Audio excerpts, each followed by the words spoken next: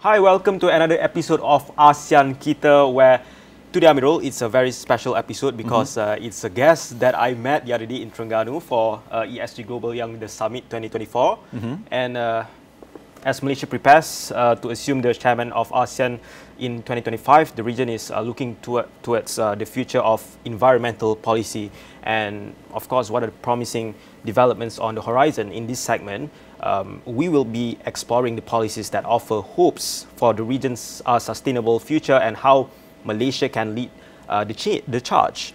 And environmental, social and governance (ESG) issues are also becoming more important than ever, especially when young activists and women take the lead. That's why we are having her. Yes, Farhan. To kick things off, we are joined by a passionate environmental advocate all the way from the Philippines, as we are eager to hear about what inspired her to take these crucial actions in this crucial field, and her opinions on ASEAN's role in mitigating environmental issues happening across its nation, Farhan. And thank you, Mary Jane Lamost, or MJ, who's a marine biologist and Sustainable Ocean Alliance Asia representative, for joining us. Thank you, MJ, for joining us today. Perhaps we could start by sharing a bit about what inspired you to get into this crucial field, MJ. Hi again, good morning. To begin with, let's go back to how I started. So as a child, I have always been drawn to the nature. So I grew up in the mountains, and I only got to see the ocean once a year. And for me, it was one of the most amazing, most memorable experience as a child. So when I decided to took course in university, there was no further discussion with my parents. I did go straight to biology, majoring marine biology, and then doing those courses, I was actively involved in volunteer work. So especially directly related to the ocean. So spending hours snorkeling. I did move to doing research work for Mobola fishery. And so it was kind of innate for me to explore research expedition. And some of the research I was involved is scientific diving for coral reefs, um, marine mammal survey. I also did Mobola fishery and sea turtle research awareness. Yeah, I think people are anticipating policies that are related to the environment, especially for Malaysia's chairmanship in ASEAN next year. Well, as someone who is deeply invested in the region's environmental future, what are you most hopeful about when it comes to policies related to environment? Mhm. Um, there's a lot of existing policies already. I think it's a matter of hoping that the policies, especially the one related to the environments, are implemented alongside with the communities who are going to be directly impacted or benefit these environmental policies. And then I have been in the environmental advocacy for over 10 years. And I have seen both sides, like the success of a policy. It boils down to how aware and involved the community in creating and during the process of the creation of the policies. As we all know, Malaysia is going to chair the ASEAN Summit in 2025. MJ, what are your thoughts on the progress of the Eco-Green ASEAN initiative so far? Mhm. I was quite excited to hear when I saw the ASEAN 25. It's like, oh, this is something not in my radar at the moment. So in a space where I'm now, I think it's really useful. I can see that Eco Green initiative in the ASEAN region have become first collaborative. Second, it has become inclusive. Third, it has become resilient, especially during and after pandemic. So I was able to witness youth leaders, startups, mentors, and founders coming together to support in crafting solution that can be implemented simultaneously. And then if I check my LinkedIn right now, I will have at least 10 opportunities like fellowship, grant, policy campaigns that I can easily share to my youth network.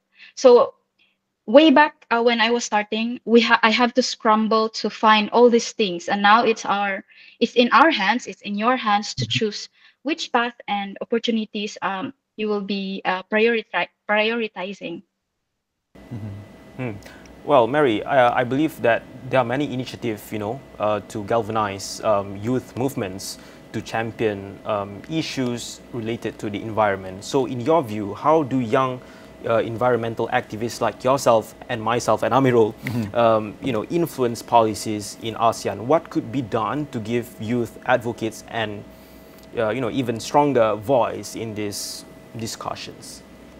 Recently, I've recently seen a news of a friend of mine, so who's been working in um, mangrove restoration in the Philippines. So he posted an open letter to an airline company, which is Cebu Pacific.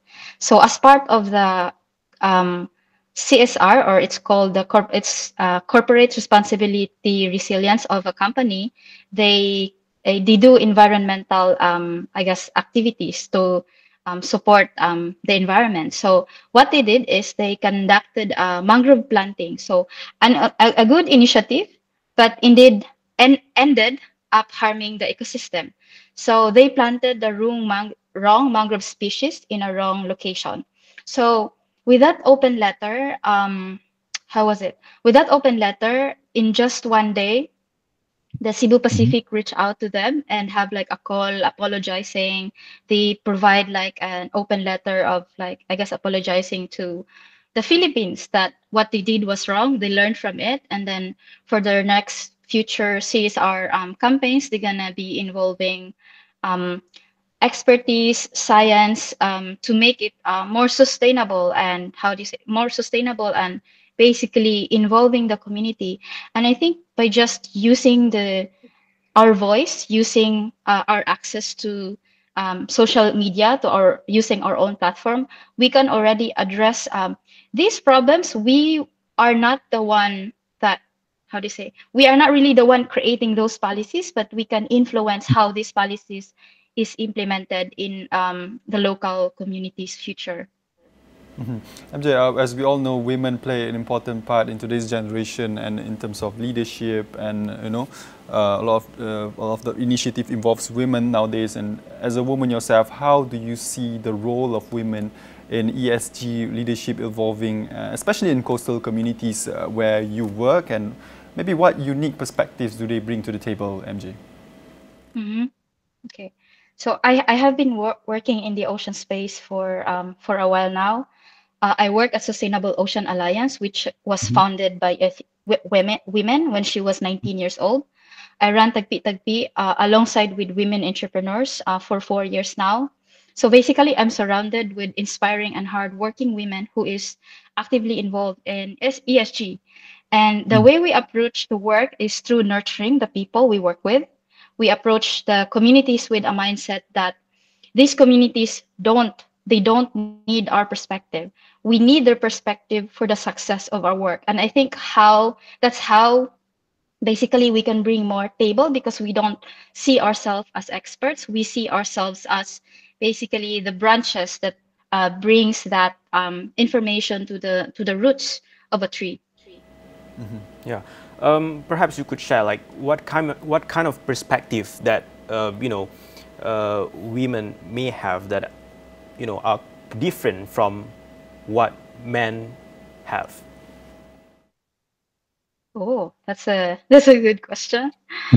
Um, I think, for example, in line with the work that I do with Tagpi Tagpi, so the women they have been really productive in managing their finances. So, for example, they're earning money from us, and one of the aspect that I've seen that they are really, you know, leading their finances is that they were able to separate like funds for their like, let's just call it emergency fund, funds for fun, and then that funds for fun, we were able to go to like family trips during weekend. We go to snorkeling activities, and I think just having that thought that you hold the power to make a decision regardless if you are within your family, within a society governed mostly by men.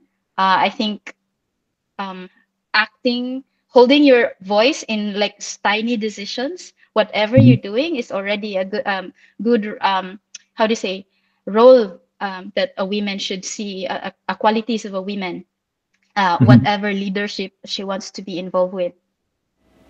MJ, interesting that you brought up about Tapi Tapi. As a social entrepreneur and a founder of Tapi Tapi Upcycling Initiative, how do you balance economic empowerment and with environmental sustainability in your initiatives? Mm-hmm. Okay. I think for the past 4 years, it has always been trial and error. So some Mhm. things work really well, like the next moment it does not. But um, I think we stay true to the vision of Tagpi Tagpi, that we want to empower women in the rural coastal areas through, like providing them the the economic support, and also the awareness of the environment that they live they live on.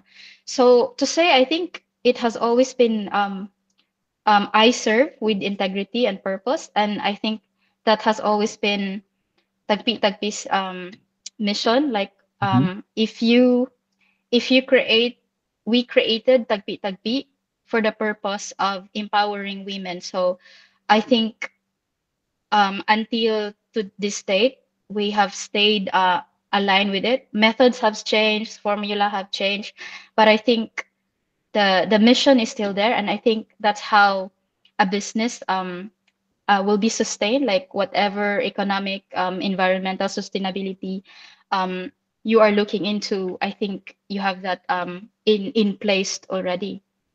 Mhm. Mary Jane, is it a challenge? Do you think is it a challenge for you to convince what you guys are doing actually, brings impacts to the world? Like, if there are challenges, perhaps you could share. What are some of the challenges that you have been facing, perhaps?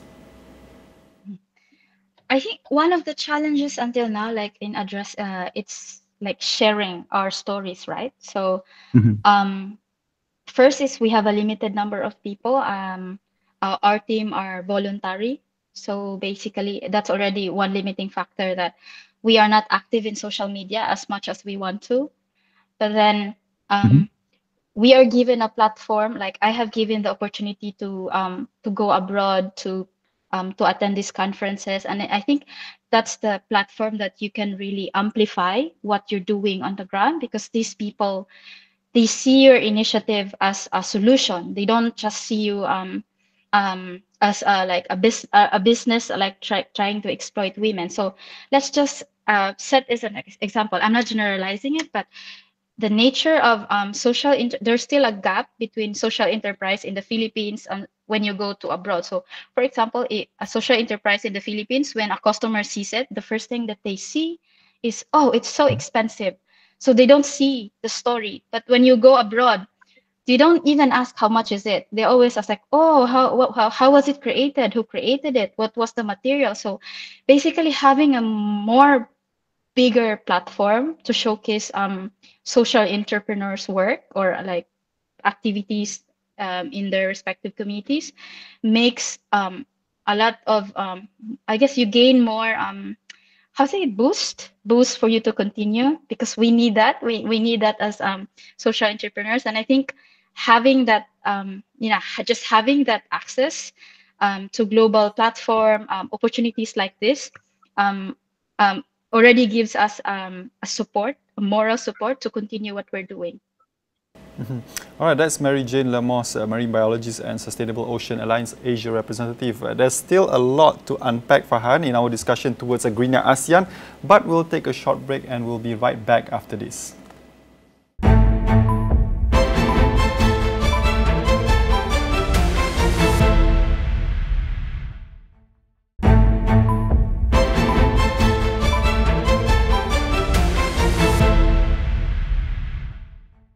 Hi, welcome back to ASEAN Kita. We were discussing about eco-vision towards a greener ASEAN with Mary Jane Lamoste, MJ. She's a marine biologist and Sustainable Ocean Alliance Asia representative. Mary Jane, what lessons have you learned from your work with Takpi and that could help other young leaders who are interested in building ESG driven businesses? One thing I've always told I guess the youth leaders I met with, um, the best time to start your ESG driven business is today. And mentors and experts will give you the guidance, but by the end of the day, you create the formula on how to run your business. I want to bring this discussion to an issue that is considered a hot topic in ASEAN, MJ, such as marine pollution, especially plastic waste. It remains a significant challenge to ASEAN countries, including Malaysia itself. What policies or grassroots movements do you think are the most effective in addressing such issues, MJ? This is one of I guess ocean issues that I'm always like how do you say, like, up and down comments, because as far as I can remember, um it has been actively campaign against plastic pollution. And I think part of the existing efforts of the country, the Philippines, is that they are working with bigger companies, because we start. I think the effort at the beginning is we started on the ground with the communities, but then you know the they don't have a choice, right? They just go to warung and buy the cheapest shampoo sachet. So the focus now is more on like targeting companies for them to um, basically improve their method, like for example improve their packaging, improve their um, waste waste facility, recycling facility. And I think that's one of the ways to to increase or to fasten the I guess the movement towards I guess plastic waste, pushing for change. And then what the last one will be really education, like ocean literacy related to plastic waste in the country.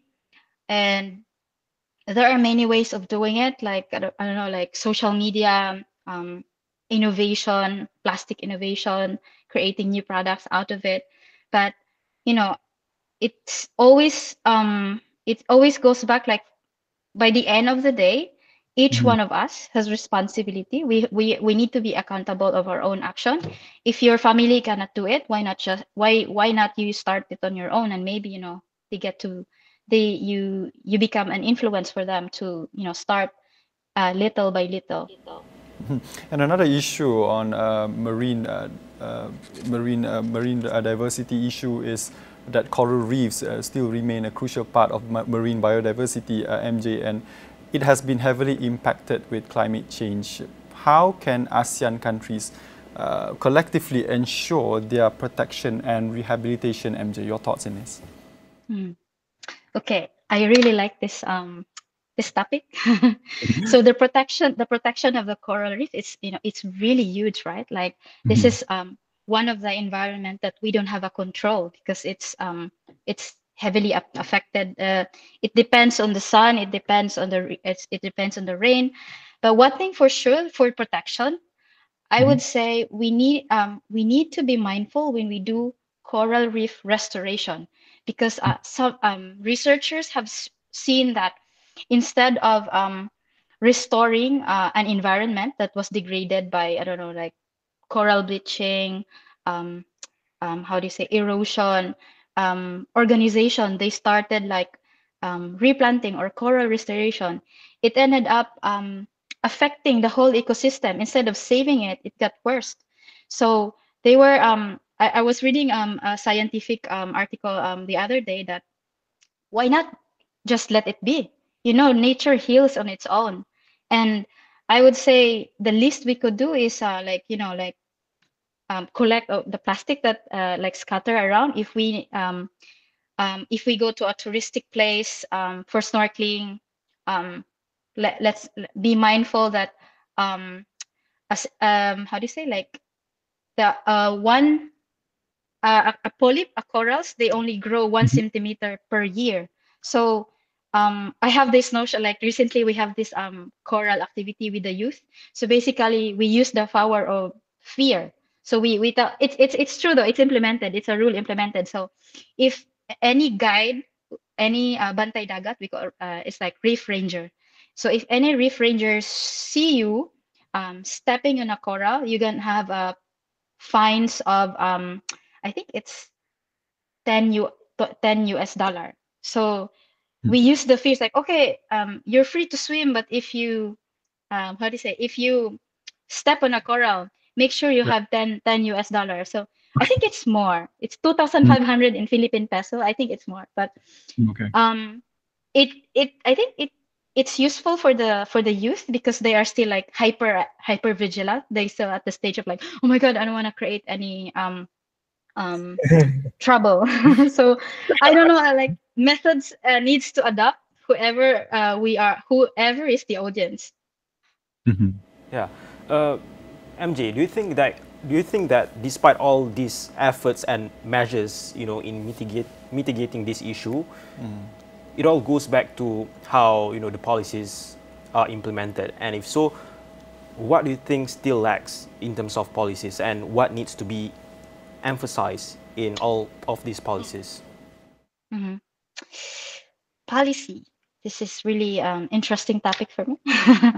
So I think for me the policy implementation, it always boils down of how involved the community who is the benefactor or the caretaker of that specific environment. So for example, if you create an MPA in a specific area and you didn't tell the community that it's an MPA, of course they're gonna still go fishing because that's their livelihood.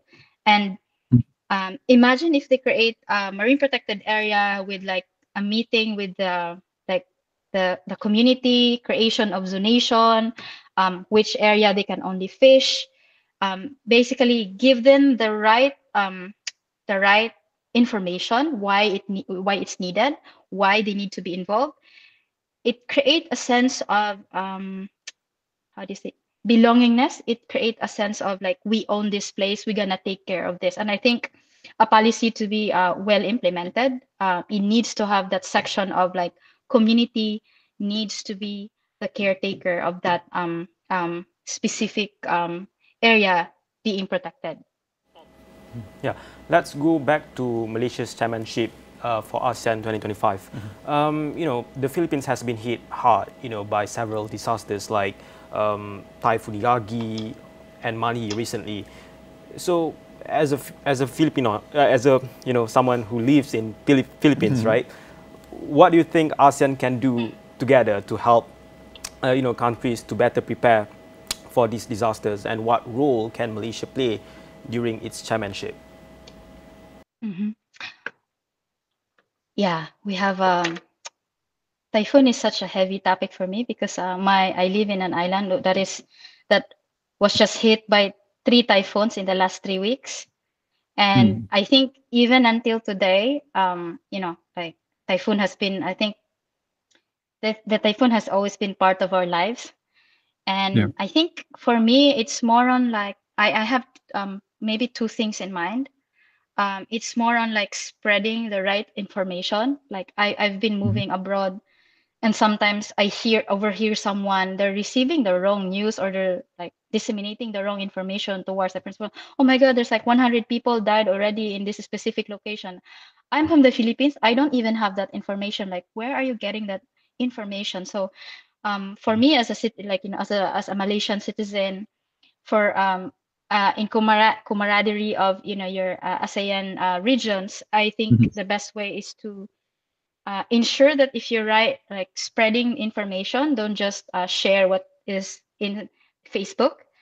Go to the source. We have few news outlet who are really on the ground, going there in times of this crisis.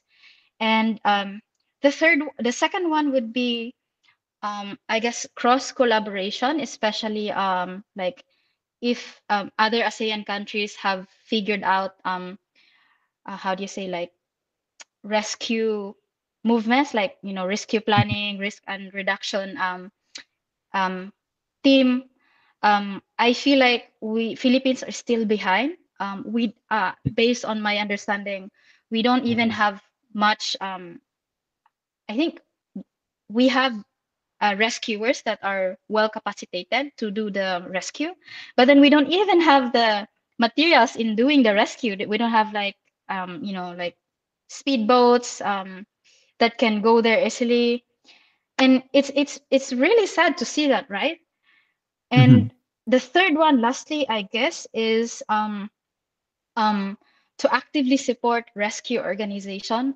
There are one accredited by I think I can mention a few like Angat Buhay. It's like Uplift Life. It was a foundation created by Lenny Robredo, the previous vice president. So she created this this organization to assist to it's more on to mobilize volunteers during this rescue typhoon. And I think just the power of using whatever resources you have. If you're good at like finding where is the closest pharmacy, where is the closest airplane, like rescue helicopter, the speedboat, if it is already in place, or if ASEAN countries have better better method of like rescue preparation, I think that's one thing that like you can even directly address it to youth organization that you already exist. I know for sure like there's effort in the government, but then if we can do it on our own, why not start it like right away? We can mobilize like right on the spot if it's needed right away. Ladies and gentlemen, that's Mary Jane Lamoste. She's a marine biologist and Sustainable Ocean Alliance Asia representative. And thank you for joining us, MJ. Well, Farhan, I guess that's all the time we have for today's episode of ASEAN Kita, where we explore the policies that offer hope for the region towards a greener ASEAN. And that's all for us today, Farhan. And I'm Amirul Aiman. I'm Farhan Hakimi signing off. See you next time.